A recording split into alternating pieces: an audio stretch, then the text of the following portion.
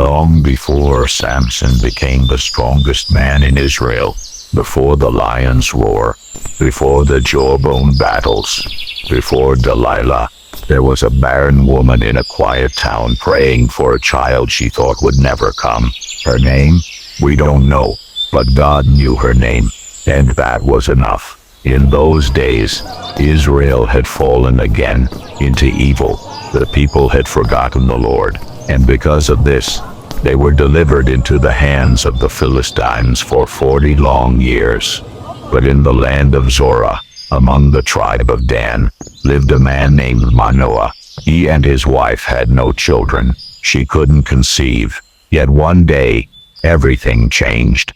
Out in the field, alone perhaps with tear-stained cheeks, the woman encountered someone, not just any man. The Bible says, "The angel of the Lord appeared to her and said, Behold, you are barren and have not borne children, but you shall conceive and bear a son, after all these years." But this child was no ordinary child. The angel continued, "Now therefore be careful, drink no wine or strong drink, and eat nothing unclean. For behold, you shall conceive and bear a son. No razor shall come upon his head, for the child shall be a Nazirite to God from the womb, and he shall begin to deliver Israel from the hand of the Philistines." The woman ran home heart-pounding to tell Manoah everything. A man of God had spoken to her, a message from heaven, a promise of life. Manoah, amazed and unsure, cried out to God, "O Lord, please let the man of God, whom you sent, come again to us, and teach us what we are to do with the child who will be born." And God listened. The angel returned, this time to both of them. When the angel repeated the message, Manoah, filled with awe, wanted to offer a sacrifice. He still didn't realize who this visitor truly was. So they prepared a young goat and laid it on a rock. As the flames rose up, something astonishing happened. The angel of the Lord ascended in the flame of the altar. Right before their eyes he rose in the fire. Manoah and his wife fell on their faces.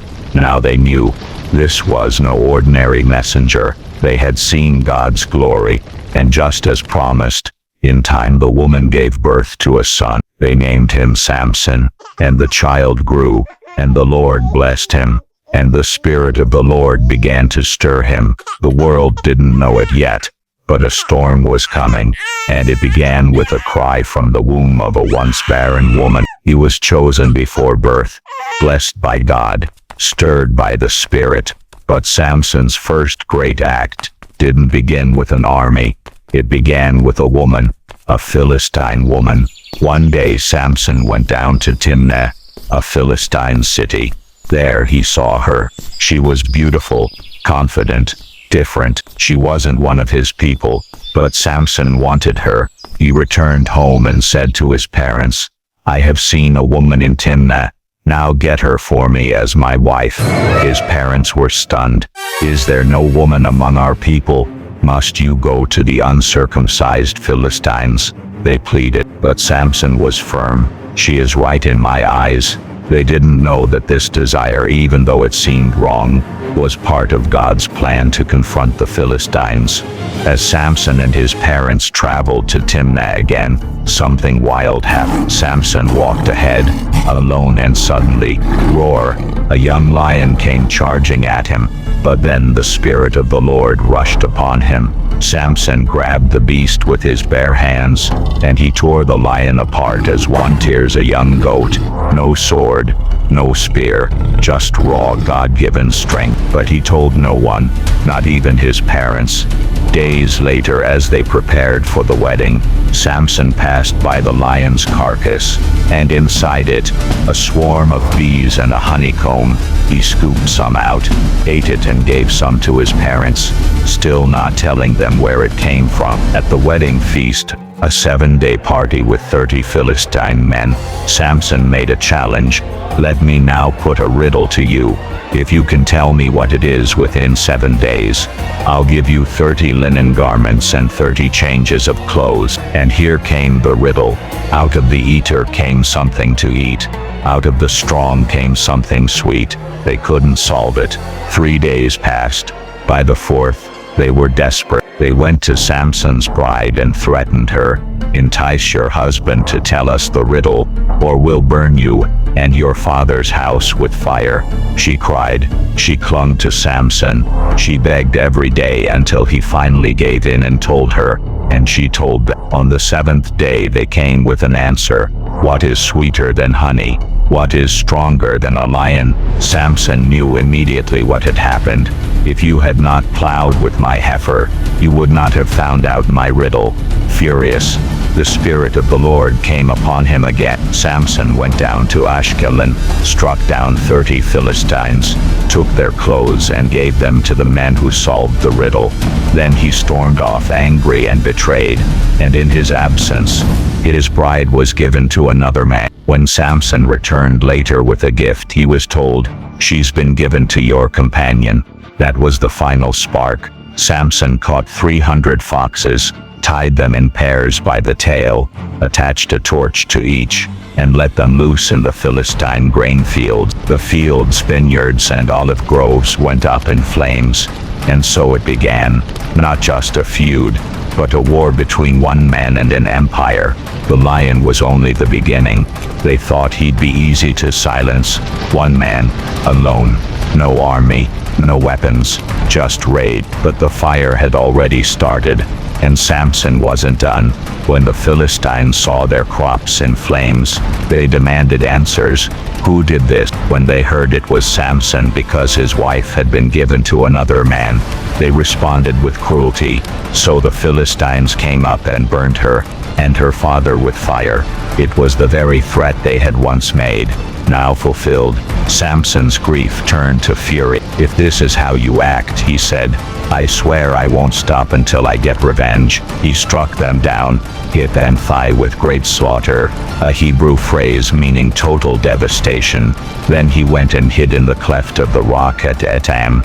The Philistines weren't finished. They came to Judah in force, camping in the land. The men of Judah were afraid. They went to Samson and said, "Don't you know the Philistines rule over us? What have you done to us?" Over 3,000 men of Judah came to hand him over. "Swear to me you won't kill me yourselves," Samson said. So they tied him up with 2 new ropes and brought him to the Philistines. But as they approached, the Philistines shouted in triumph. Their enemy was bound. The battle was over. But then, the Spirit of the Lord rushed upon him, and the ropes on his arms became as flax that has caught fire. The cords melted off his hands. He looked around and found, not a sword, not a spear, but the fresh jawbone of a donkey. He grabbed it, and with that unlikely weapon, Samson unleashed holy vengeance. With the jawbone of a donkey, he struck down 1,000 men. Dust flew, bodies fell, enemies fled. He stood in the battlefield, breathless, victorious, and declared, "With the jawbone of a donkey, I have made donkeys of them. With the jawbone of a donkey, I have killed 1,000 men." He threw the bone aside. The place was called Ramath-Lehi, Jawbone Hill. But victory has a cost. Exhausted and parched, Samson cried out, "You have given this great deliverance by the hand of your servant. But now shall I die of thirst and fall into the hands of the uncircumcised?" And once again God answered. A spring burst forth from the hollow place. Samson drank, revived, and his strength returned. And he judged Israel in the days of the Philistines for 20 years. He was unstoppable, untouchable, a man anointed, yet flawed.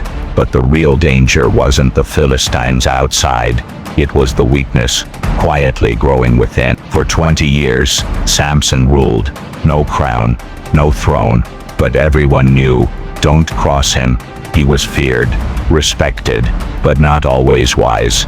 Because even the strongest man can fall in love with danger. One night, Samson went down to Gaza.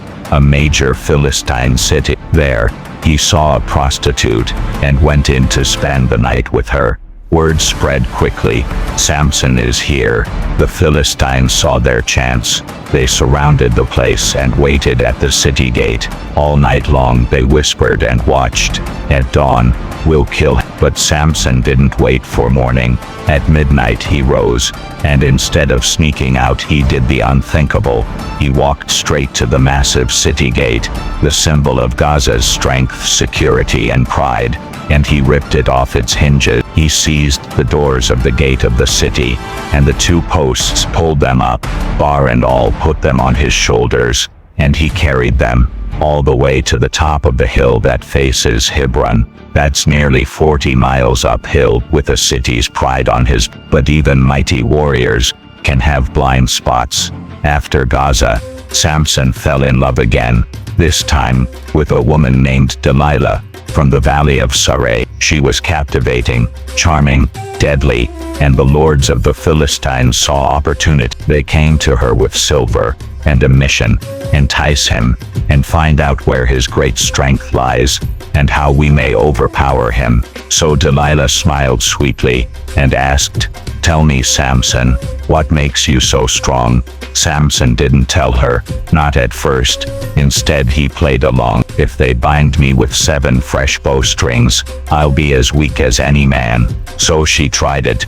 While he slept, she tied him up and then shouted, "The Philistines are upon you, Samson." But he snapped the cords like thread. She tried again. "If they tie me with new ropes." Again he broke free. A third time, "If you weave my hair into a loom." She did, but when she cried out again, he woke up and pulled everything loose. Each time she asked, each time he lied. The danger grew closer. Delilah was persistent. The Philistines were patient, and Samson was drifting toward his greatest fall, because strength isn't lost all at once.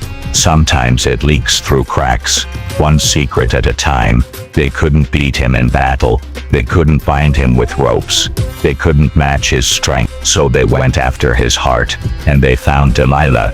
Day after day, Delilah pressed him, her voice sweet like honey, her words sharp like a dagger. "How can you say you love me when your heart is not with me?" She nagged, she wept, she pleaded, and finally, after all the teasing, all the games, Samson broke. "No razor has ever come upon my head," he confessed, "for I have been a Nazirite to God from my mother's womb. If I am shaved, then my strength will leave me, and I shall become weak like any other man." This time, she knew it was true. Delilah sent word quickly, "Come one more time. He has told me all his heart." And that night, while Samson lay asleep on her lap, a man crept in and shaved off the 7 locks of his hair. The unthinkable had happened. She called again, "Samson, the Philistines are upon you." He awoke, expecting to rise in power like before, but he did not know that the Lord had left him. His strength was gone. The spirit had departed. The Philistines seized him. They gouged out his eyes, bound him with bronze shackles, and threw him into prison in Gaza. The man who once tore lions and gates, now pushed a grinding stone like a blind ox. There's one quiet verse tucked into the story, "But the hair of his head began to grow again." The enemy thought the story was over, but God writes the final chapter. You can lose your strength, you can lose your sight, you can even lose your way, but as long as there is breath, there is still a chance for redemption. They celebrated, they laughed, they thought the victory was theirs. Samson was blind, bound, broken, but they didn't realize his strength wasn't in his hair. It was in his God. The Philistine lords threw a massive celebration. The temple of Dagon, their god, was packed with people, lords, rulers, and thousands of men and women gathered. They praised Dagon with shouts, "Our God has given Samson, our enemy, into our hand." The man who once ruled their nightmares was now their entertainment. They summoned him from the prison. "Call for Samson, that he may amuse us." So they brought him out, blind and bound. He stood there, listening to the sound of mockery, to the crowd's roar, to the footsteps of thousands, and in that noise he whispered one request. He turned to the servant boy leading him. "Let me feel the pillars on which the house rests, that I may lean against them." The temple was full, 3,000 people just on the roof alone, and there in his lowest moment, Samson prayed, "O Lord God, please remember me, please strengthen me, only this once, O God, that I may be avenged on the Philistines for my 2 eyes." With one hand on each pillar he braced himself, and then he pushed. "Let me die with the Philistines," he cried, and the walls trembled, the pillars cracked, the entire temple collapsed. The lords, the people, the crowd, all fell with it. So the dead whom he killed at his death were more than those whom he had killed during his life. His brothers came and carried him away. They buried him between Zorah and Eshtaol, in the tomb of his father Manoah. He had judged Israel 20 years. Samson's story wasn't perfect. He failed. He fell. But in the end, he returned. And when he did, God answered. Because even in brokenness, God can still bring victory. He died beneath the rubble, crushed beneath stone, but not forgotten. Because Samson's story was never just about power. It was about the God who gives it, and the man who learned to trust him, too late. From birth, Samson was marked for greatness, a Nazirite, a deliverer, a man with a calling before he took his first breath. The Spirit of the Lord stirred him while he was still young. He had strength no one could match. Victory followed him. Enemies feared him, but so often, he followed his own eyes. He tore lions apart, but couldn't control his desire. He burned fields, but let anger lead his. He carried gates up mountains, but gave his heart to someone who didn't love him. And when he revealed his secret, he didn't just lose his strength. He lost his vision, his freedom, his purpose. And yet, even in blindness, even in failure, even in chains, God heard his voice. In one final moment, Samson remembered something he had forgotten all his life. His strength was not his own. It came from above. And in that moment of surrender, he did more for Israel in death than in all his victories combined. So the dead whom he killed at his death were more than those whom he had killed during his life. He had judged Israel 20 years. Samson was strong, but his story reminds us, God is stronger. Even when we fall, even when we fail, even when we've gone too far, if we turn back to him, he can use what's left. Because with God, there is still strength in weakness.